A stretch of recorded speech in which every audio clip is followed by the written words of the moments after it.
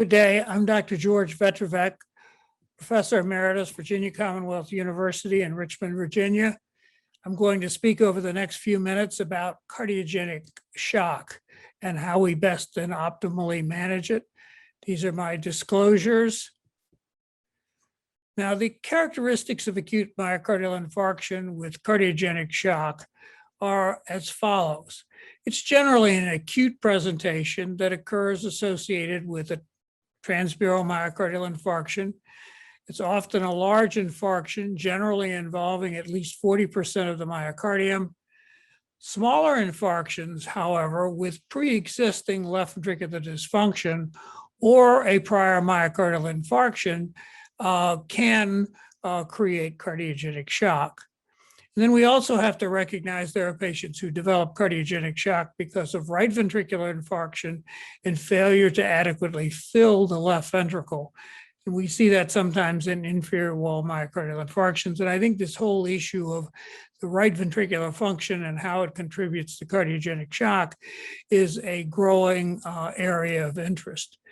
Now, it's easy to think about the acute proximal LAD blockage causing an acute myocardial infarction with cardiogenic shock. And STEMI, transmural myocardial infarction, represents about 75% of such events. However, I think it's important to realize that non-transmural myocardial infarction can also cause cardiogenic shock, and actually in shock registries represents about 25% of the patients. Now, the presentation is a little bit different. It's also often in hospital over several days with a small infarct continually causing further deterioration of left ventricular function. But I think it's important to recognize that that is a potential cause of shock. Now, for years, we've sort of operated with this basket term called shock. The SCAI several years ago created a formal definition for various stages of shock, which we hope going forward will allow us to better categorize specific shock stages and then compare more comparable patients in terms of judging the benefits of certain treatment strategies. The shock pyramid here starts with a patient who's at risk, may have some early signs of hypotension and the like, but is not dramatically in shock. That's stage A. And then beginning shock is some hypoperfusion, borderline, but no major hypoperfusion, but some lower blood pressure. And then C is the sort of classic shock with poor perfusion. And then D and E are progressively worse areas with very poor prognosis when you get to level E. So I think when you look at the shock trials, there's so much variation in the patients that are in there. This will be very helpful. This shows the concern about shock. This is a comparison of major trials looking at cardiogenic shock. The first one is the shock trial. And the thing to emphasize is on the far right-hand side, there's a 53% 30-day survival. The IABP shock study had a 60% 30-day survival. The culprit shock done in the last couple of years, 49% survival. We've really not made any major headway beyond revascularization in managing cardiogenic shock. The danger shock is an ongoing randomized trial of hemodynamic support in the setting of shock. So we don't have all of that data yet. So this is a challenging field, and we're looking for ways to improve care. Now, one of the things that I think has been established is that systems, hospital systems or hospitals need to develop a system of care, how they're going to manage shock. Because having that and reviewing how patients do relative to what you're doing can be helpful in improving outcome. The classic example has been from ANOVA in Northern Virginia, publication from Tarani on standardized care and a team-based approach. And the point is that how a patient's treated with cardiogenic shock should not be dependent upon who's on call at night and their particular attitude. And in this very short study, they showed that in patients who had acute myocardial infarction, that's the bluish line, they went from a mortality of 44% all the way up to, a survival of 44% up to 82% by simply having standards of care and using hemodynamic support more aggressively. So I think this is an understood need in the field. Now, I know many of you are in the emergency medical field, and this is an important area. And this is looking at contact to balloon time versus mortality. It's a European study. And I think it's important to note that the standard traditional infarct that we see with no shock and no out-of-hospital cardiac arrest clearly is improved by earlier contact to door time. But overall, the sicker the patient with these really bad scenarios, the more important this is. So this is shock, no shock, but out of hospital cardiac arrest. You see the curve is much steeper. And these two curves are for shock with or without associated cardiac arrest. So the sicker the patients with shock, the more likely this issue of transport and systems of care becomes really critical.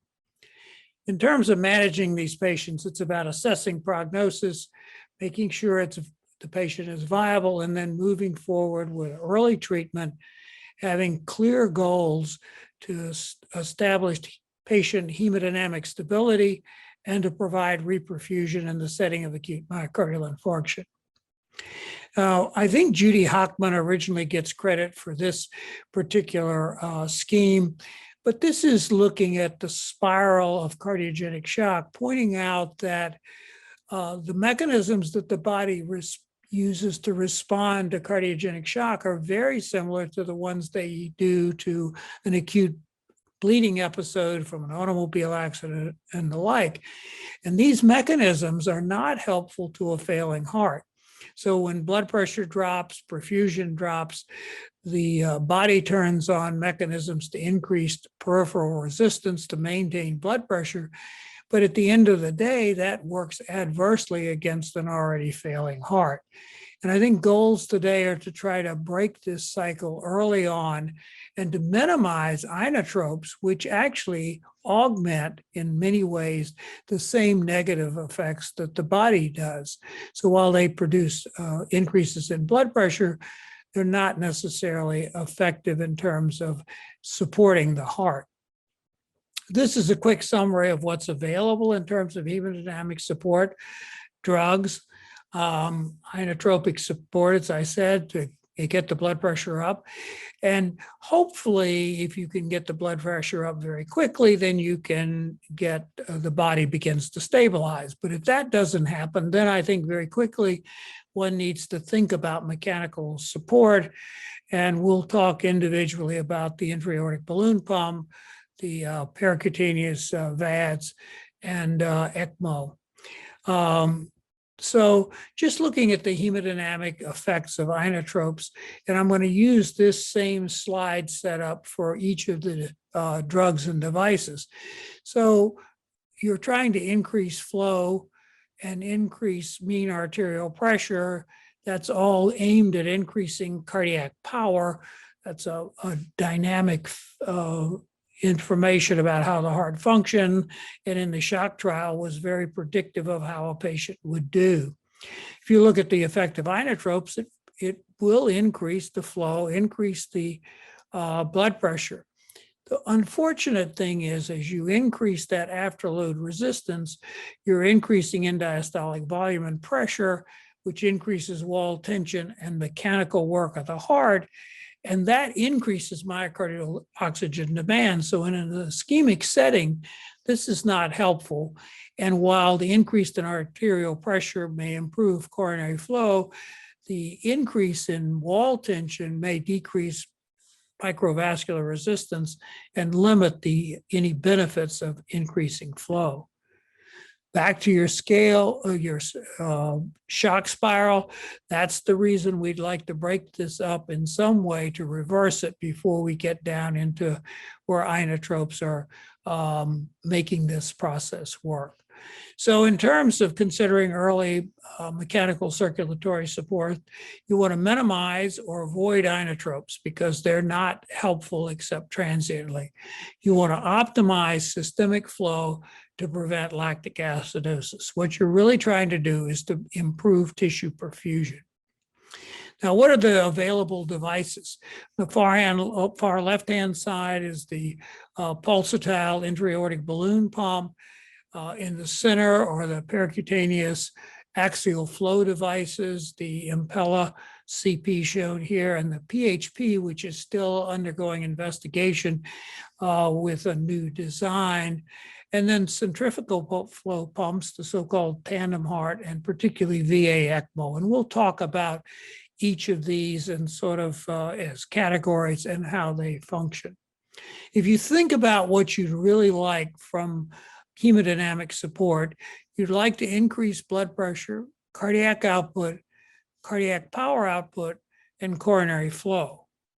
You'd like to decrease filling pressures and decrease LV volume to reduce myocardial oxygen demand in the setting of ischemia. And obviously you need the time to do revascularization, so that also supports you to do that. You're really trying to, in addition to improve active output, improve coronary perfusion, reduce coronary resistance, and decrease myocardial oxygen demand. These are the ideal findings. Now, what are the kind of pearls about which of these devices where? Intra-aortic balloon pump is a reasonable device in early, maybe the pre-shock setting, but one needs to be very aware that its efficacy is very limited because it really doesn't have much impact on cardiac output. It will raise it slightly, but that's really dependent upon how much it can augment the ventricle. So it's not really resting the ventricle. And so if one starts with this, one has to assess the patient very carefully, because the minute you're not keeping up with the demands or able to reduce inotropes, this is not sufficient support. ECMO is sort of the classic support device. It derives from the bypass surgery pump.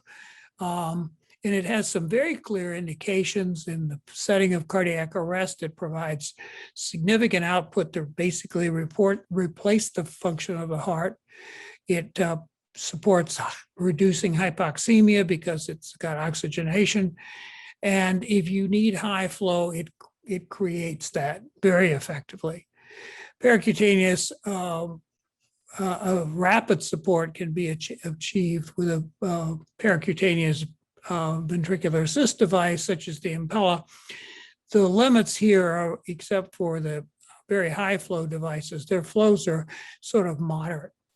So let's look at each of these. This is the hemodynamic support with an intra-aortic balloon pump, increases aortic pressure, a little bit cardiac power, can increase coronary flow and increase power, but it doesn't reduce LV filling pressure and is not very effective on cardiac flow. In the large intra-aortic balloon pump trial in cardiogenic shock, there was no significant benefit in 30-day follow-up from use of the balloon pump in the setting of shock. So particularly in Europe, there's been a very reduction in the use of this. The United States, it's still used somewhat because of convenience, but one has to realize it's a temporizing device that has to be escalated in many circumstances. Now, the axial flow pump, such as the Impella device, increases flow, increases mean arterial pressure by taking blood from the left ventricle, this part of the catheter is sitting in the left ventricle, pumps it through this cannula and then deposits it in the aorta.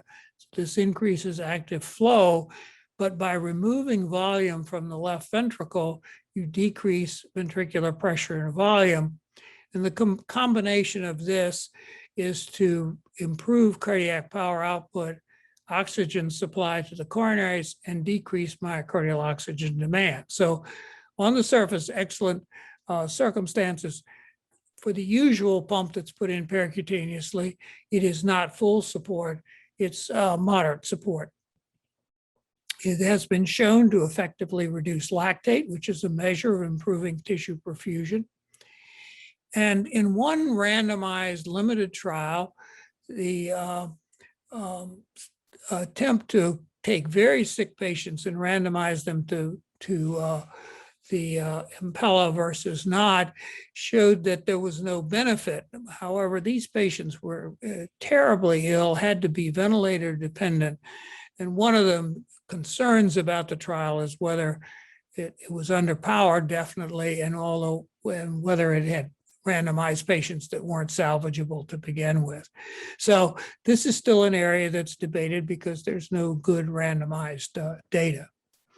This is a study looking at using Impella to compare it to balloon pump in the setting of a acute myocardial infarction, showing better outcomes from this. This is non-randomized, but getting it in early seemed to have a favorable effect.